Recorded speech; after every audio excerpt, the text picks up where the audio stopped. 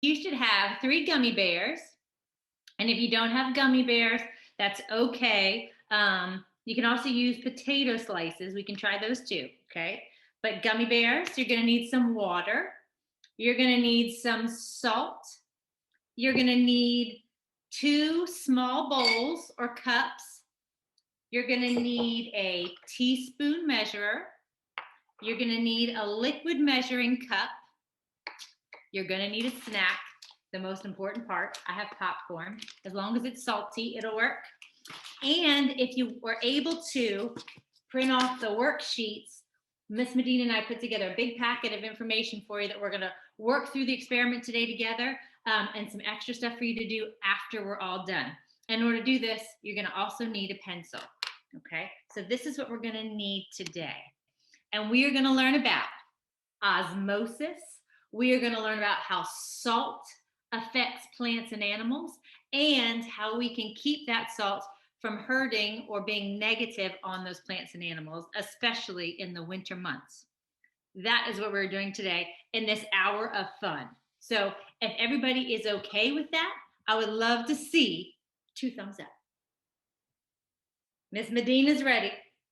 Let me make my thing bigger so I can see if everybody's ready. Oh yeah, awesome. All right, Miss Medina, take it away. All righty. So for today's lesson, we're going to start by first grabbing our gummy bears, right? We want you guys to take a look at the gummy bears.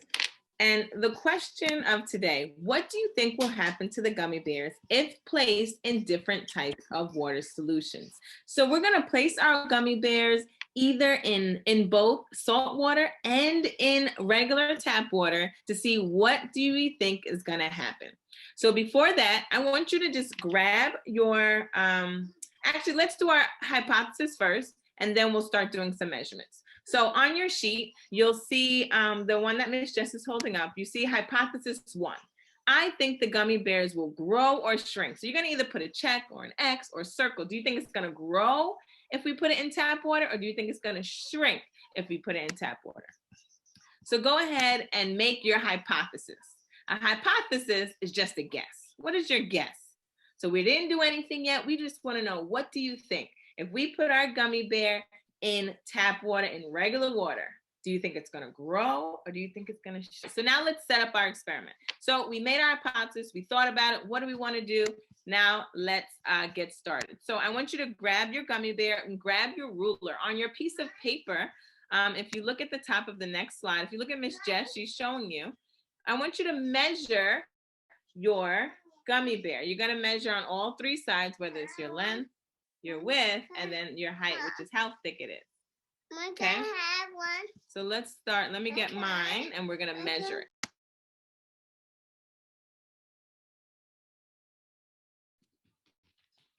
So if you want to measure your centimeters, right? I'm so I can show you here, but you also have your paper. We want to measure how long it is, because all your gummy bears are probably going to be just about the same size. How long is it? This way. Then your width is looking at it this way. And then your thickness is your height. How thick is it? Okay. So we're going to take our measurements, practice using your ruler, but there's also a ruler on your paper. So if you don't have a ruler, use the ruler that's on your paper. And Miss Medina, do these measurements have to be exact? They don't have to be perfect. We really just want to see if it's going to grow or if it's going to shrink. So we'll be able to use one of them as a comparison. So don't worry if you're like, oh, it's 2.333 or something crazy. Don't worry about that. All right, next we're going to get our 3 cups. If you have a plastic cup and you want to write on it, you can. But if it's one of your mom's cups, we don't want you to write on it. We're just going to have our 3 cups. And in my saltwater cup, so I have pink salt, so that's why mine's pink. So in our saltwater cup, in order to do that, you can also look at Miss Jess as we're doing it. In our saltwater cup, we're going to add 3 teaspoons of salt. So grab your teaspoons and add 3 teaspoons of salt. So you should be able to see her on your screen. We have 3 teaspoons of salt and then 1/4 cup of water. So once we're finished putting in our 3 teaspoons of salt,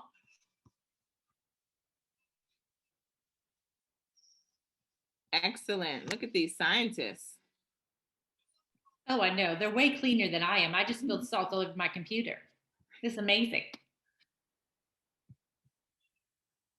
Good. 3 teaspoons of salt. And now you can add 1/4 cup of water.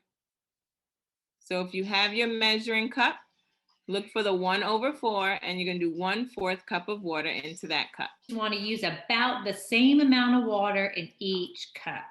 And 1/4 or 1/4 cup works, but it doesn't have to be exact. Right.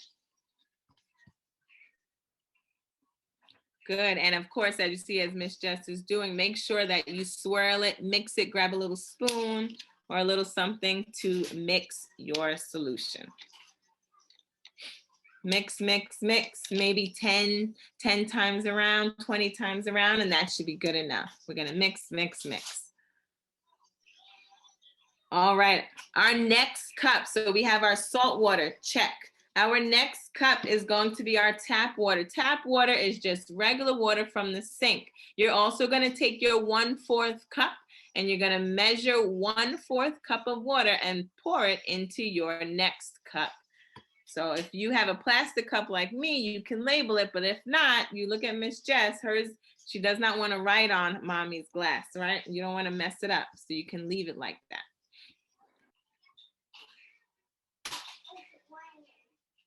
So our cup number 1 is our salt water solution. Our cup number 2 is our tap or regular water. And now our cup number 3 is going to be our empty cup.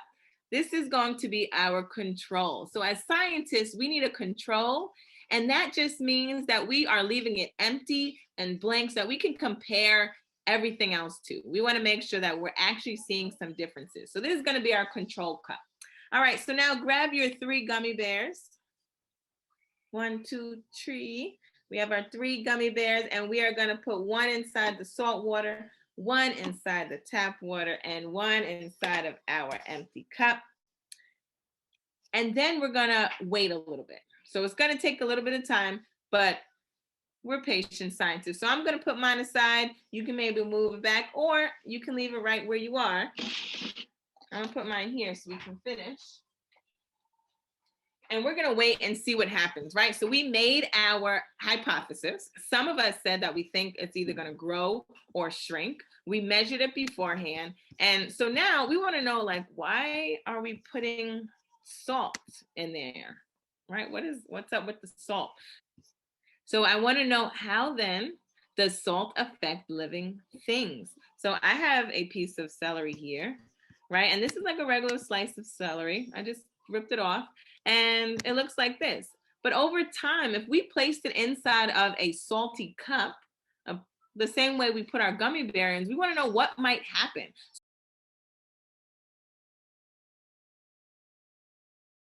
So our plants, all plants, when it's outside, right, in the summertime, you may see this flowers, everything looks perky. But if it has too much salt, it'll start to wilt and wilt and wilt, right? It's starting to get pretty thirsty. That process there is called osmosis. Osmosis is the movement of water from one place to the other, from where there's a lot of water to where there's a little bit of water. Water wants to always spread out and get to be where it's even. And so as you're making your observations with your gummy bears, the same thing's going to happen. The water is going to move from where there's a lot of water to where there's a little bit of water to try to spread out. Okay, so can I hear you guys say the word osmosis? And we're going to watch soon our water leaving or moving into or out of our gummy bears. And we're going to see a couple of other ways that we see osmosis as well. Examples here. All of these aren't necessarily osmosis, especially the first one. The other two are, but it's a visualization, something that you can see that is like osmosis. So osmosis is the movement from when there's a lot of things to a little things. If there was a huge, you see that bus there? There's too many people on it. right? There's a lot of people. The people are going to try to get off the bus and make space, maybe go on another bus or decide to walk. I may be like, hey, I'm getting off. It's too many people. So those people, they need to go from where there's a lot to where there's a little bit of people, maybe on the street, walk on the sidewalk. With the raisin, anybody know what raisins are? What are they made from? And what the third example is, that's a slug. And next to that slug, there's salt. Anybody ever put salt on a slug by accident? Because I know you don't want to really hurt a slug. But has anybody ever seen that before? Putting salt on a slug? Jackson, you did that before? No? I thought you shook your head yes. All right. Well, we don't want you to do that. So we're going to show you a video instead of what might happen if you put salt on a slug, and then we'll talk about it.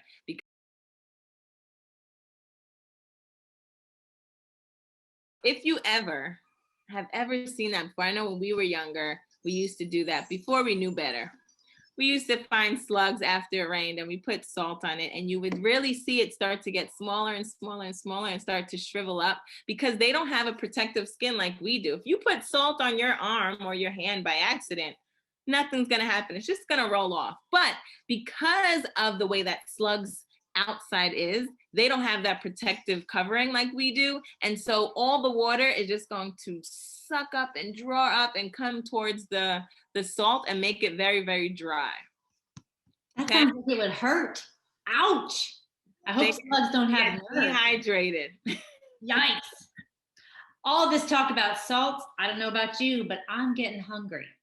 Let's find our snack. You should have a salty snack sitting somewhere by you. I've got popcorn. Go ahead and get your salty snack out. Ooh, Miss Medina's got pretzels. I was tied between popcorn and pretzels. I couldn't decide. And what I want you to do, because guess what? Even eating is about science today, guys.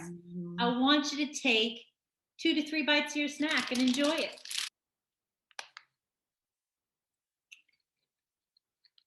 This is good.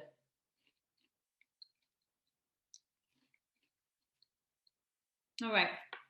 I won't talk with my mouth full, so I'll stop eating at the moment. Well, what I want you to do while you're chewing on your snack is think about what is happening inside your mouth when you're eating a salty snack. What's happening in there? Your mouth tastes salty because you guys know what that flavor is. And it's feeling a little dry because guess what? While we're eating our salty snack, the same thing that's happened to the celery when we put the celery in water and it went like this is happening to our mouth too. Our mouth starts to get dehydrated. It starts to dry out because the salt is pulling that water out of our tongue. Who knew? I just thought it meant that I needed something to drink, which it does. We always usually drink something, and then after you drink something, you usually want more salt, right? So you drink, and then you eat, and then you drink, then you eat, then all of a sudden, my bag of popcorn's gone.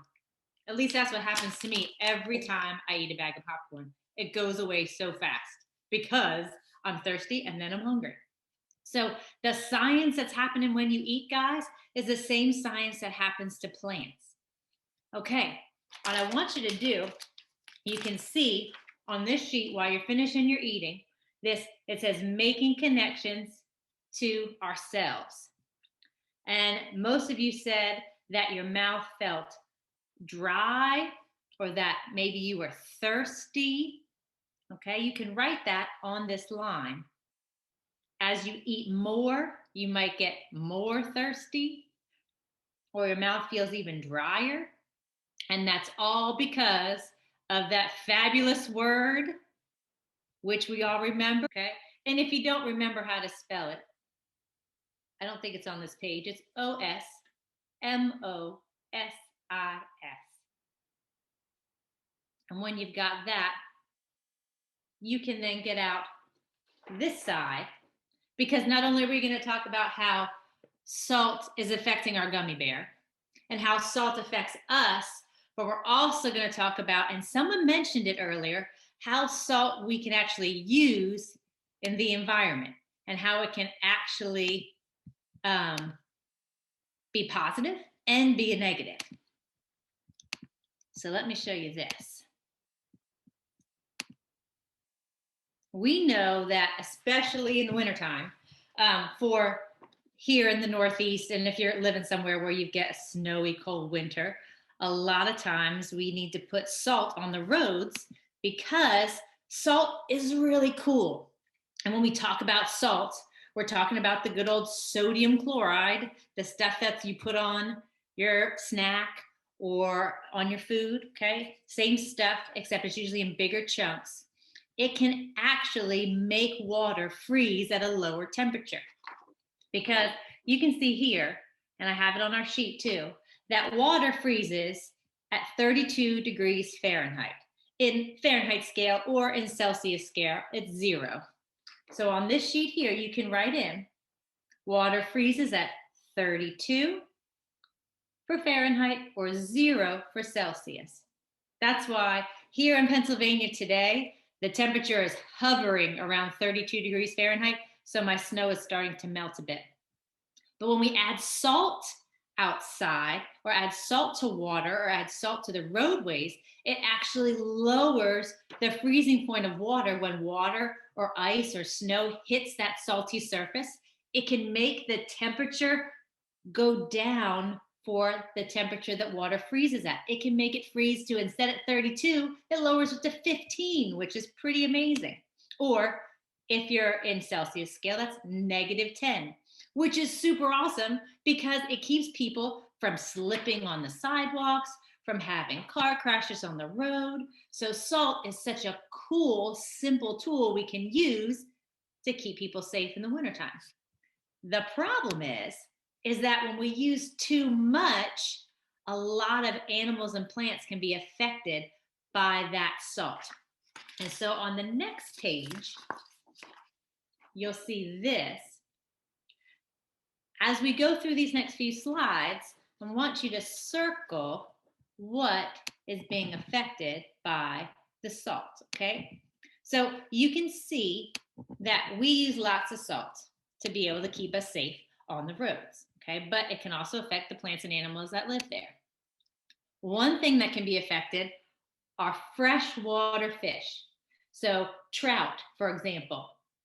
You'll find that these fish, because they're used to living in freshwater, if there's too much salt in the water where they live, the babies will actually be a lot smaller than they're supposed to be. And so from the picture I have here where I'm sharing my screen, that one at the top would be a fish that's been in salt water where it's not supposed to be. Or a normal trout that we go fishing for should be a bigger size. So that's one thing that can be affected negatively by too much salt in our waterways. Another thing that can be affected are little tiny animals like this, zooplankton and phytoplankton. Itty bitty tiny animals that you might not see in the water, but that are there and are the food for fish and snails and clams and lots of insects. These animals won't survive in salt water. And so the snails won't have food to eat. So that's another thing that is affected by too much salt in the water. Another thing that's affected by too much salt in the water are the plants. You saw Miss Medinah showed us that great video of the celery drooping over, okay? Plants that are used to fresh water do not do well in salt water. Their leaves get smaller, their flowers can be smaller, their fruit can be smaller. So all the animals that depend on those to eat won't have as much food. They also will have shorter stem growth. So plants are also affected by too much salt. Okay, last animal are these two, these big mammals, deer and moose. They happen to like salt a whole lot. It's actually a really important mineral that they need for their bodies so they can stay healthy and strong. I know my mom lives out in the woods and she actually puts a salt lick out on a tree so that deer will come and they have that necessary mineral that they need to eat. The problem is that when there's lots of salt in the roads, the deer and moose come out and say, I think I need to lick some of this. This tastes good. I'm hungry for salt. But unfortunately, then they get in the way of traffic and they can get injured by cars, and people driving the cars can get injured too. So you can see that there are a lot of problems with adding too much salt. You actually only need If you wanted to, let me finish sharing my screen here. If you wanted to keep your sidewalks nice and ice-free, all you need is about 3 tablespoons of salt. So that's about this much on a big square, a sidewalk square. So we're talking about a meter and a half squared. Okay, think of a big square of sidewalk. That's all the salt you need. Any more than that is too much, and it's honestly just going to rinse right away into the water, and then make the plants and animals not be as healthy as they should be. Another thing is there are actually some pretty cool alternatives to salt some places use. So instead of using salt, some places actually use beet juice. Beet juice. Does anyone know what a beet is? Beets can actually be used to mash them up with some molasses, some sticky stuff. And in Canada, and actually, I believe they're trying it in Minnesota too, so the middle of the country, they can actually put this on the roadways to make it less dangerous for animals and keep the ice from forming. I have a quick video I want to show you about that. That shows you how some places, some trucks actually use beets and put the beet juice on the road to keep salt from, or to have to use less salt and to keep ice from forming.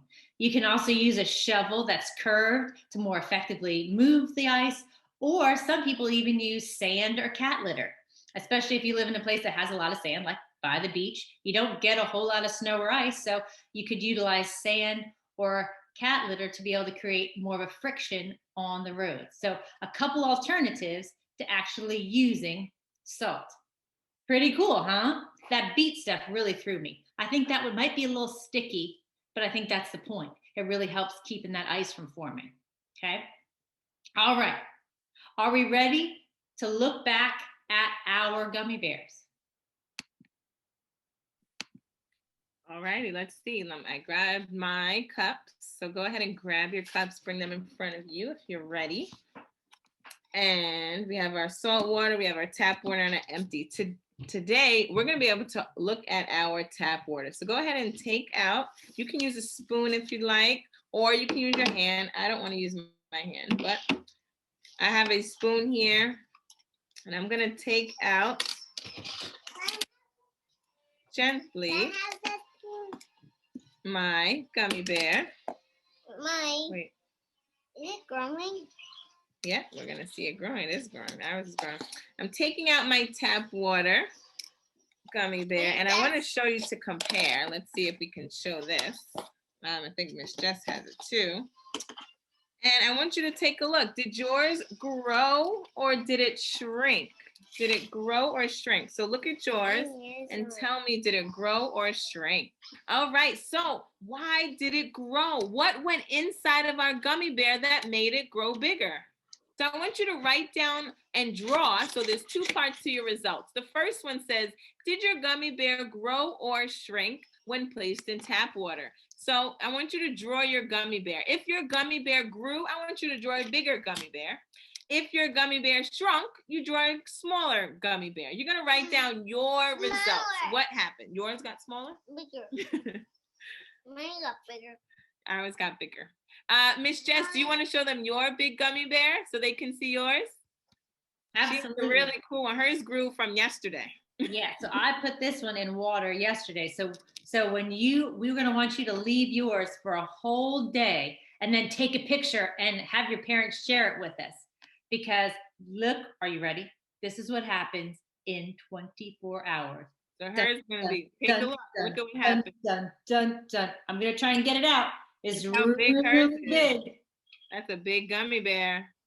And that was from yesterday. She let it sit for 24 hours for one day and see what happens. And it got so big. And this gives you a comparison. This is the when one. You leave yours in there until tomorrow, you'll be able to see how big it's going to get. It's going to be really cool.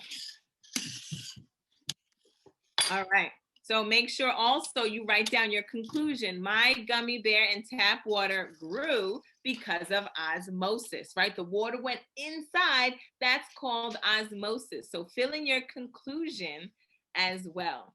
What we want you to do with the salt water, if you would like, you can take it out See if you see any changes happen. The thing with salt water, it takes a little bit longer for it to work. So we're going to look at Miss Jess's from yesterday to see how hers look.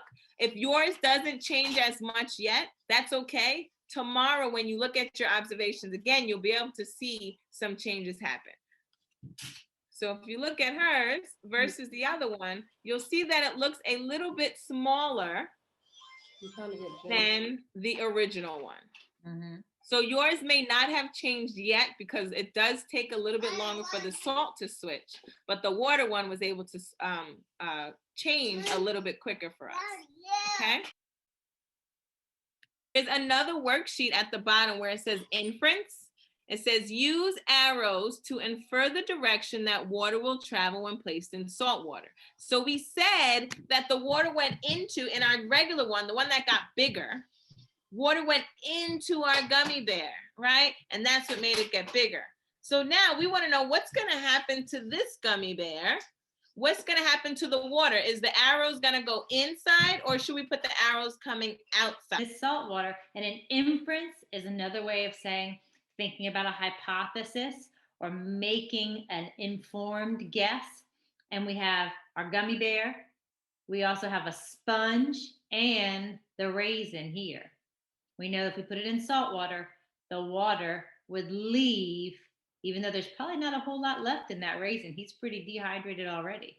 But if there's any more that's in there, it's going to leave that substance. Sharon, you guys did great today, and thank you for joining us. And I hope you'll join us another time for some more science to have a lot more fun. Yeah, thanks guys so much. And if anybody takes pictures of their gummy bears tomorrow or as they're growing or shrinking, please feel free to email them to us because we want to see them. Awesome scientists here, Miss Medinah, don't you think? Absolutely. Great day. Bye. Have a great day. Bye. Bye.